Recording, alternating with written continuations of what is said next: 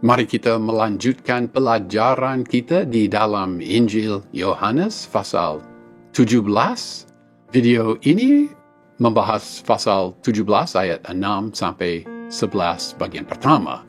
Sebenarnya pasal 17 terdiri dari 3 bagian. Tuhan Yesus berdoa untuk dirinya sendiri, kemudian Tuhan Yesus berdoa untuk murid-muridnya, kemudian terakhir Tuhan Yesus berdoa untuk mereka yang akan percaya karena kesaksian murid-muridnya. Tetapi sebelum bagian kedua, Tuhan Yesus berdoa untuk ke-11 murid itu, Tuhan Yesus menyatakan 6 sebabnya dia mendoakan mereka. Dan bagian ini, ayat 6 sampai ayat 11 bagian pertama, menceritakan ke-6 sebabnya Tuhan Yesus mendoakan mereka. Doa Tuhan Yesus untuk dirinya sendiri singkat dan tepat, walaupun penderitaannya pada kayu salib sangat mendekat. Tetapi sebelum dia pergi, dia mendoakan murid-muridnya. Mereka juga menghadapi suatu krisis, dan mereka juga perlu didoakan. Maka kasihnya untuk mereka nyata. Ya, sebelum dia mendoakan mereka, dia menceritakan 6 alasan, 6 sebab mengapa dia mendoakan mereka. 6 sebab. Pasal 17 ayat 6. Aku telah menyatakan namamu kepada semua orang yang telah engkau berikan kepadaku dari dunia. Mereka itu milikmu dan engkau telah memberikan mereka kepadaku dan mereka telah menuruti firman-Mu. Kata kerja yang diterjemahkan menyatakan di sini adalah phaneroo. Kata kerja phaneroo dipakai 9 kali di dalam Injil Yohanes. Biasanya ini apa yang dinyatakan, ya Tuhan Yesus dan kemuliaannya. Hal ini dengan perkataan yang berbeda juga ditemui di dalam pasal 1 ayat 18. Tidak seorang pun yang pernah melihat Allah, tetapi anak tunggal yang ada di pangkuan Bapa, dialah yang telah menyatakannya. Ya, kita menerjemahkan menyatakan di dalam pasal 1 ayat 18, tapi kata kerja yang berbeda dipakai di situ. Tuhan Yesus menyatakan nama Allah Bapa, onoma, nama itu onoma Allah Bapa kepada ke-11 murid itu. Pada masa itu dan di dalam budaya itu, istilah nama mempunyai arti yang lebih luas daripada sekarang. Ini menceritakan keseluruhan orang itu. Morris mengemukakan Mazmur pasal 5 ayat 12. Di situ si pemazmur menceritakan sukacita mereka yang mengasihi nama Allah. Kita juga dapat melihat Mazmur pasal 20 ayat 2 yang berkata, kiranya nama Allah Yakub membentengi engkau. Itu perjanjian lama. Juga di dalam perjanjian baru Roma pasal 10 ayat 13, Paulus berkata, sebab barang siapa yang berseru kepada nama Tuhan akan diselamatkan. Nama Tuhan. Ya, tidak berseru kepada nama, berseru kepada Tuhan. Tetapi itu budaya mereka. Itu bahasa mereka. Ditulis, telah engkau berikan kepadaku. Berikan di sini adalah kata kerja didomi, juga memakai tense perfect. Tense perfect ini menceritakan suatu kegiatan di masa lalu yang punya akibat yang berlangsung. Mungkin akibat yang berlangsung daripada kenyataan bahwa telah engkau berikan adalah setiap orang yang dipilih Allah juga diberikan kepada Tuhan Yesus dan tidak akan diambil kembali. Wah, indah ya pemakaian tense imperfect di sini. Nah, tidak nyata di dalam terjemahan, tetapi dalam bahasa asli nyata bahwa tulisan mereka itu milikmu, ya mungkin lebih harfiah kita menerjemahkan mereka itu adalah milikmu, dan kata kerja adalah di sini memakai tense imperfect. Jadi boleh diterjemahkan dahulu mereka itu adalah milikmu. Agak kaku terjemahan harfiah itu. Tetapi ya, mereka itu milikmu dahulu mereka itu milikmu. Ya, menariklah bahwa di dalam ayat 9, ungkapan yang sama dicatat, tetapi di situ tense masa kini dipakai. Menarik. Di dalam ayat-ayat ini, Tuhan Yesus memberi 6 alasan mengapa dia berdoa untuk ke-11 murid itu. Alasan yang pertama adalah bahwa ia telah menyatakan nama Allah Bapa kepada mereka. Ya, sebenarnya pernyataan ini merupakan ringkasan dari seluruh Injil Yohanes. Di dalam Injil Yohanes, Tuhan Yesus menyatakan Allah Bapa kepada manusia. Lebih lanjut, melalui kematian dan kebangkitan Tuhan Yesus Kristus yang diceritakan di dalam Injil Yohanes, kita dapat mengenal Allah itu yang dinyatakan di dalam Injil Yohanes. Alasan yang kedua adalah bahwa mereka dahulu milik Allah Bapa, dan ia telah memberikan mereka kepada Tuhan Yesus. Ini juga disebut di dalam ayat 2. Injil Yohanes berkata bahwa manusia tidak dapat datang kepada Tuhan Yesus kecuali ditarik oleh Allah Bapa. Lihat Yohanes pasal 6 ayat 44.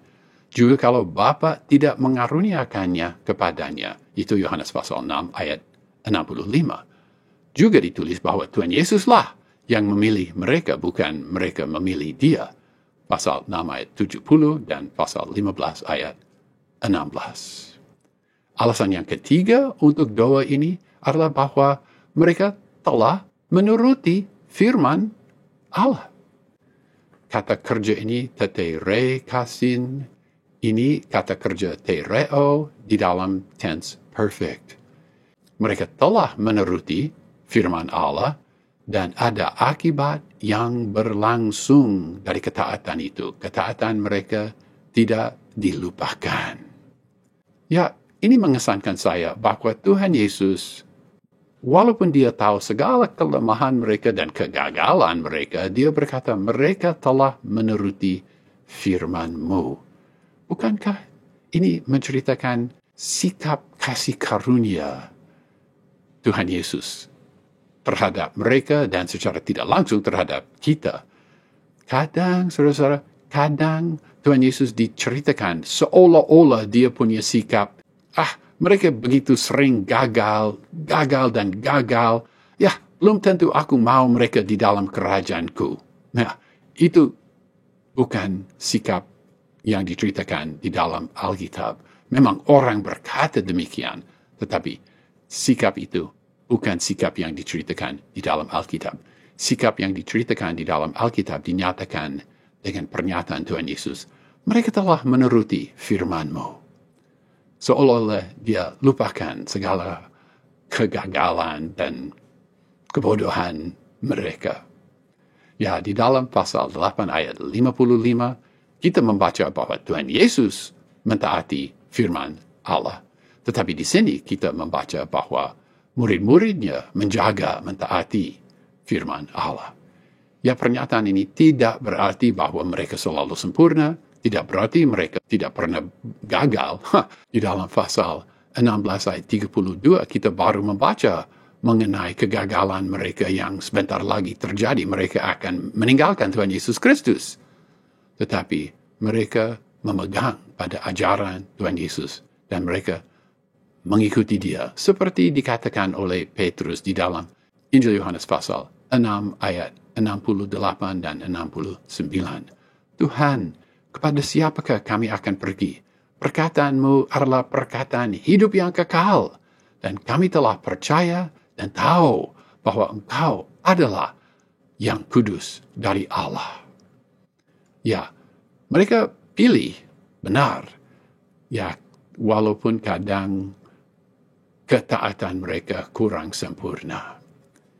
Ungkapan, aku telah menyatakan namamu kepada semua orang yang Engkau berikan kepadaku, ini menyatakan karya Allah, sedangkan ungkapan, mereka telah menuruti firman-Mu, ini menekankan tanggung jawab manusia. Sehingga dalam satu ayat, kedaulatan Allah ditekankan juga tanggungjawab manusia ditekankan di dalam perkembangan murid-murid Tuhan Yesus Kristus.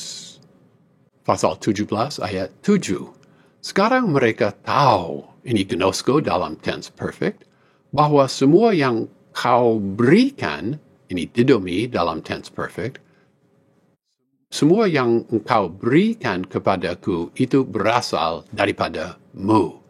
Alasan yang keempat untuk doa ini, alasan yang keempat bahwa doa ini layak dikabulkan adalah bahwa para muridnya memahami kebenaran yang sangat penting ini, bahwa segala sesuatu yang Allah Bapa berikan kepada Tuhan Yesus, berasal dari Allah Bapa. Pemakaian tense perfect dari didomi telah memberi kesan bahwa segala sesuatu yang diberikan kepada Tuhan Yesus dari Allah Bapa adalah milik Tuhan Yesus secara permanen. Ini suatu kebenaran yang sangat penting di dalam Injil Yohanes. Ini menyatakan bahwa Tuhan Yesus sungguh memang benar. Dia berasal dari Allah Bapa. Dia membicarakan yang benar, dia mewakili dan menyatakan Allah Bapa. Benarlah segala perkataan dan pelayanan Tuhan Yesus Kristus. Benar dan sah.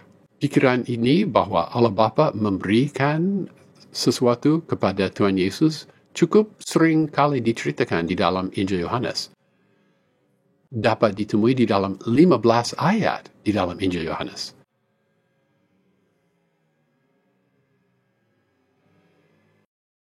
Manusia yang tertentu, murid-murid lah, orang percaya, telah diberikan kepada Tuhan Yesus oleh Allah Bapa. Dan ini disebut 9 kali di dalam Injil Yohanes. Segala sesuatu diberikan kepada Tuhan Yesus Kristus dari Allah Bapa. Kita membaca itu 3 kali. Dan sekali kita membaca bahwa yang berikut diberikan kepada Tuhan Yesus Kristus dari Allah Bapa. Penghakiman dan kuasa, firman, kemuliaan, dan cawan untuk diminum. Pikiran ini juga dikembangkan di dalam ayat yang berikut. Injil Yohanes pasal 17 ayat 8. Sebab segala firman yang engkau sampaikan kepadaku telah kusampaikan kepada mereka dan mereka telah menerimanya. Mereka tahu benar-benar bahwa aku datang daripadamu dan mereka percaya bahwa engkaulah yang telah mengutus aku. Tema ini bahwa Tuhan Yesus hanya menceritakan apa yang dia dengar dari Allah Bapa, hanya melakukan apa yang ditugaskan kepadanya oleh Allah Bapa, merupakan tema yang sering diulangi. Dia diutus, dia setia melakukan tugas yang diberikan kepadanya. Tetapi lebih dari itu, di dalam ayat ini Tuhan Yesus berkata bahwa karya itu berhasil karena mereka tahu benar-benar bahwa aku datang daripadamu. Kemudian Tuhan Yesus mengulangi pikiran yang sama dengan kata yang berbeda. Mereka percaya bahwa engkaulah yang telah mengutus aku. Amatilah 3 pernyataan yang sejajar. Mereka telah menerima perkataan itu, mereka sungguh memahami, dan mereka telah percaya. Ini sangat memberi kesan bahwa 3 pernyataan yang berikut sama artinya. Aku telah menerima perkataannya, aku tahu bahwa ia adalah juru selamatku, dan aku percaya bahwa ia adalah juru selamatku. Rupanya, menurut pola pikir Tuhan Yesus yang dinyatakan di dalam Injil Yohanes, 3 pernyataan ini punya arti yang sama. Di dalam surat Kolose, Rasul Paulus juga menyatakan mengetahui dan percaya. Kita membaca Kolose pasal 1 ayat 6. Injil itu yang sudah sampai kepada kamu. Injil itu berbuah dan berkembang di seluruh dunia. Demikian juga di antara kamu sejak waktu kamu mendengarnya dan mengenal. Mengenal. Ini epignosko, bukan percaya tetapi mengenal atau mengetahui. Sejak waktu kamu mendengar dan mengenal kasih karunia Allah dengan sebenarnya. Kita berpikir bahwa Paulus akan berkata, sejak kamu mendengar dan percaya, sejak engkau mendengar dan percaya.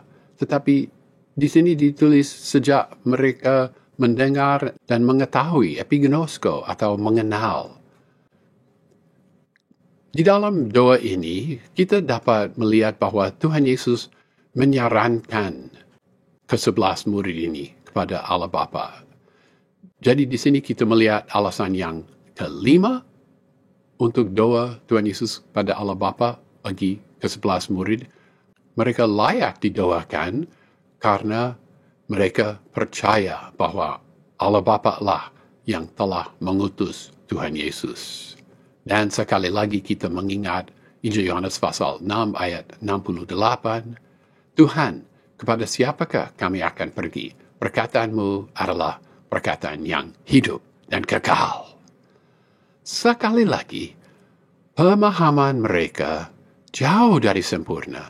Tetapi Tuhan Yesus yakin bahwa mereka memahami dan meyakini dan percaya kebenaran utama, dan atas dasar itu mereka akan bertumbuh dan berkembang dan melayani Dia dengan baik. Pasal 17 ayat 9. Aku berdoa untuk mereka, bukan untuk dunia aku berdoa, tetapi untuk mereka yang telah Engkau berikan kepadaku, sebab mereka adalah. Ini kata esin, kata kerja esin dari kata kerja emi dalam tense masa kini. Sebab mereka adalah milikmu. Ini alasan yang keenam, mengapa Dia mendoakan mereka dan mengapa Allah Bapa diharapkan mengabulkan doa ini. Mereka adalah milik Allah Bapa. Ya, sebenarnya agak aneh karena tadi kita membaca di dalam ayat 6 bahwa dahulu mereka milikmu, tetapi di sini kita melihat masa kini mereka adalah milikmu. Ya, jikalau itu membingungkan kita, bagaimana nanti kita akan membaca dari pasal 17 ayat 10 ayat berikut, segala milikku adalah milikmu dan milikmu adalah milikku. Ya, ada keindahan di dalam hubungan-hubungan itu di dalam ketritunggalan. Ke-11 murid itu mempunyai hubungan yang istimewa dengan Allah Bapa. Allah Bapa telah memberikan mereka kepada Tuhan Yesus Kristus. Dunia di luar hubungan itu, maka dunia tidak didoakan di sini. Tetapi Tuhan Yesus mendoakan mereka ke-11 murid. Secara tidak langsung, doa ini menjadi berkat bagi dunia karena ke-11 murid itu akan meluncurkan penginjilan sedunia. Tetapi secara langsung dunia tidak dapat diberkati dengan doa seperti ini karena dunia melawan Allah dan dunia tidak mentaati dan tidak percaya. Pasal 17 ayat 10. Dan segala milikku adalah milikmu dan milikmu adalah milikku dan aku telah dipermuliakan di dalam mereka. Ya, siapa saja dapat berkata, segala milikku adalah milikmu, ya karena Dia Allah. Tetapi hanya Tuhan Yesus dapat berkata, milikmu adalah milikku. Ya, demikianlah keajaiban kesatuan Allah Bapa dan Tuhan Yesus Kristus. Dan Tuhan Yesus mengemukakan ini untuk mendukung doa yang berikut. Murid-murid Tuhan Yesus tidak mengesankan dunia atau pemimpin-pemimpin dunia, tetapi Tuhan Yesus dipermuliakan oleh mereka. Tuhan Yesus tidak memandang manusia dengan standar-standar dunia. Ke-11 murid itu, mereka percaya bahwa Tuhan Yesus berasal dari Allah Bapa, maka Dia dapat berkata, aku telah dipermuliakan oleh mereka. Michaels dalam buku tafsirannya berkata, mereka adalah kemuliaannya karena mereka bukti yang hidup bahwa Tuhan Yesus memang menyelesaikan karya yang diberikan kepadanya oleh Allah Bapa. Pasal 17 ayat 11 bagian pertama. Dan aku tidak ada lagi di dalam dunia, tetapi mereka masih ada di dalam dunia. dan aku datang kepadamu. Dia berbicara, dia berdoa seolah-olah dia telah naik ke surga. Dia dapat berkata, aku tidak ada lagi di dalam dunia, karena kematian, kebangkitan, dan kenaikan Tuhan Yesus ke surga sudah pasti. Oleh karena dia akan meninggalkan mereka untuk kembali kepada Allah Bapa, ya doa ini lebih penting. Ya, amatilah kontras antara aku tidak ada lagi di dalam dunia dan ungkapan mereka masih ada di dalam dunia. Dia akan meninggalkan mereka, tetapi sebelum dia meninggalkan mereka, dia mendoakan mereka. Ya, sebagai ringkasan, ada di dalam bagian yang singkat ini 6 sebabnya Tuhan Yesus akan mendoakan ke-11 murid. 6 sebabnya doa ini layak dikabulkan. 1, Tuhan Yesus sudah menyatakan nama Allah Bapa kepada mereka. 2, mereka milik Bapa dan Bapa sudah memberikan mereka kepada Tuhan Yesus Kristus. 3, mereka telah menuruti firman Allah. 4, mereka memahami bahwa segala sesuatu yang diberikan kepada Tuhan Yesus berasal dari Allah Bapa. 5, mereka percaya bahwa Bapa lah yang telah mengutus Tuhan Yesus. Dan 6, mereka adalah milik Allah Bapa. Dengan demikian, doa Tuhan Yesus untuk mereka yang akan ia doakan dalam ayat-ayat yang berikut itu punya dasar yang sangat kuat.